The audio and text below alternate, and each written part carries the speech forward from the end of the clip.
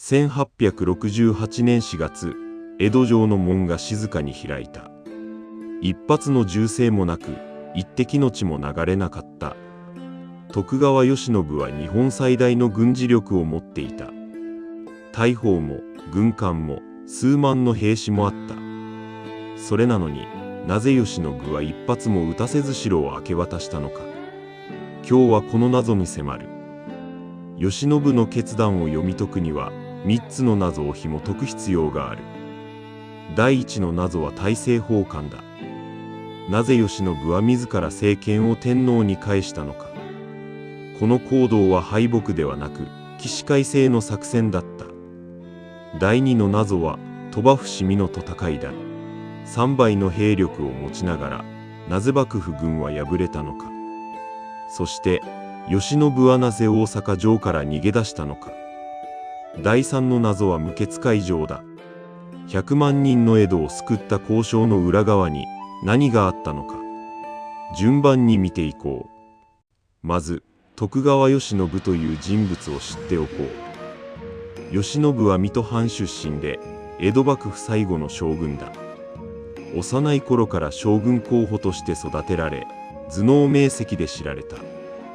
フランス語を学び、西洋の技術や制度にも強い関心を持っていた。前回の動画で紹介した坂本龍馬が暗殺されたのは大政奉還からわずか1ヶ月後のことだった。龍馬が描いた新しい日本の構想と慶喜のこの決断は深くつながっている。では慶喜は何を考えて政権を返上したのか。1867年10月、慶喜は驚くべき行動に出た。朝廷に対して大政奉還を申し出たのだ。政治の権限を天皇にお返ししますという宣言だ。これだけ聞くと敗北に見えるが、実態は全く違った。慶喜には緻密な計算があった。当時、天皇のもとには政治を動かす組織がなかった。官僚もいなければ軍隊もない。だから政権を返されても実際に国を動かせるのは徳川しかいない。慶喜の狙いはこうだ。形の上では天皇に権力を返しつつ、実際の政治運営は自分が主導する。つまり名を捨てて実を取る作戦であった。龍馬が提案した戦中8策にも議会制度の導入と将軍職の廃止が含まれていた。慶喜はそれを逆手に取り、自らが新しい体制のリーダーになろうとしたのだ。同時にこの宣言は薩長への対抗策でもあった。幕府が自ら政権を返してしまえば武力で倒す対象がなくなる。大義名分を奪い取る巧妙な一手だったのだ。実際、大政奉還の直後、薩長は一時的に動きを止めた。ここまでは慶喜の作戦は完璧だった。しかし、薩摩藩の大久保利通と公家の岩倉具視は、ここで強硬策に出た。1868年1月3日、王政復古の大号令が発せられた。天皇を中心とする新政府の樹立が宣言されたのだ。さらに慶喜には時間農地が突きつけられた。官位をやめ、領地を返上せよという要求だ。これは事実上、徳川家を丸裸にしろという最後通牒だった。慶喜の政治的な計算は、ここで完全に崩された。慶喜は大阪城にいた。彼のもとには約1万5,000の幕府軍がいた。対する新政府軍はわずか約5,000。数の上では3倍の優勢だった。王政復古の大号令に憤った旧幕府側の兵士たちは京へ攻めのごろうと規制を上げていた。1868年1月に17日、京都の南鳥羽と伏見で両軍が衝突した。これが鳥羽伏見の戦いだ。幕府軍は数で圧倒していた。しかし結果はまさかの幕府軍の敗北だった。なぜ3倍の兵力で負けたのか。理由は3つある。1つ目は装備の差だ。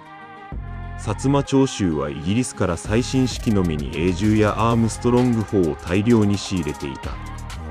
対する幕府軍は旧式の火縄銃を持つ部隊も多く、火力で大きく劣っていた。2つ目は士気の差だ。大政奉還で幕府はすでに消滅したはずで、幕府軍は誰のために印字をかけるのかが見えなかった。一方、薩長軍には天皇のために戦うという明確な大義があった。そして3つ目。これが決定的だった。錦宮旗だ。新政府軍は天皇の軍であることを示す錦の御旗を戦場に掲げた。岩倉とも身が密かに朝廷から許可を得て準備させたものだった。この旗が出た瞬間、幕府軍は朝敵、つまり天皇に弓引く逆賊になった。日本の武士にとって朝敵の汚名は最大の恥辱だ。天皇に刃を向けることはできないと離反する者が続出し、戦線は崩壊した。そしてここで慶喜は誰も予想しなかった行動に出た。夜の闇に紛れて大阪城を脱出したのだ。軍艦に乗り、わずかな側近だけを連れて江戸に逃げ帰った。1万5,000の兵士を置き去りにして、残された幕府軍は指揮官を失い、総崩れとなった。大阪城はあっけなく落城した。なぜ慶喜は逃げたのか。臆病だったのか。それとも戦い続けることの無意味さを誰よりも早く悟ったのか。この判断は今でも歴史家の間で評価が大きく分かれている。新政府軍は勢いに乗り、東へ向かって進軍を開始した。目標は江戸だ。江戸の人口はおよそ100万人。当時、ロンドンやパリと並ぶ世界最大級の都市だった。もし江戸で市街戦になれば、数万人規模の犠牲は避けられない。町の大半が木造建築の江戸では、大火災も確実だった。この危機を前に立ち上がった男がいる。幕臣、勝海舟だ。身分の低い旗本の出身でありながら、咸臨丸でアメリカに渡り、西洋の世界を自分の目で見てきた男だ。勝は覚悟を決めていた。もし交渉が決裂したら、江戸の町に火を放つつもりだった。新政府軍に焼け野原岳を渡す焦土作戦だ。その一方で、勝は新政府軍の実質的な総大将、西郷隆盛に会談を申し込んだ。1868年3月13日と14日、2人は江戸の薩摩藩邸で向かい合った。日本の歴史を変えた2日間の交渉が始まった。勝海舟は西郷に訴えた。ここで江戸を焼けば苦しむのは100万の民だ。慶喜は恭順の意を示している。それでも攻めるなら我々は江戸を焼いてでも抵抗する。新しい日本を作るならその始まりが虐殺であってはならない。西郷は長い沈黙の後決断した。よかろう。慶喜の身柄は保証する。江戸城は無血で明け渡してもらう。こうして世界史でも極めて珍しい首都の無血開城が決まった。1868年4月11日、江戸城の門が開いた。一発の銃声もなく、一滴の血も流れなかった。100万人の江戸市民は救われた。慶喜は水戸へ退き、その後は静岡で隠居生活を送った。最後の将軍の余生は意外なものだった。写真撮影に夢中になり、自転車に乗り、油絵を描いた。政治には一切り口を出さず、1913年に77歳で亡くなった。大政奉還から実に46年後のことだ。江戸城が無血で明け渡されたことの意味は計り知れない。もし江戸が戦場になっていたら、首都は灰になり、日本の近代化は大幅に遅れていただろう。勝海舟の交渉力と西郷隆盛の決断力理義。この2人がいなければ、日本の歴史は全く違うものになっていた。改めて整理してみよう。慶喜はなぜ戦わなかったのか。第一の謎大政奉還は敗北ではなく慶喜の政治的な賭けだった。しかしその賭けは王政復古の大号令によって崩された。第二の謎鳥羽伏見では3倍の兵力を持ちながら装備、指揮、そして錦の御旗によって幕府軍は敗れた。第三の謎無血海上は勝海舟の覚悟と西郷隆盛の器の大きさが生んだ奇跡だった。慶喜は英雄か臆病者か。歴史家の評価は今も割れている。しかし一つ確かなことがある。慶喜が戦わない選択をしたからこそ日本は内戦で国力を消耗せずに済んだ。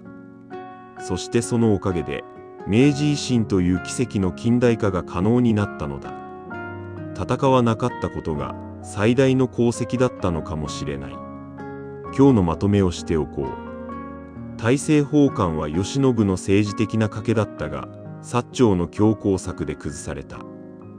鳥羽伏見の敗北で軍事的な選択肢も失われ、最後は勝海舟と西郷隆盛の交渉で江戸城は無血で開城された。慶喜の決断をあなたはどう評価するだろうか。英雄か臆病者か。ぜひコメントで教えてほしい。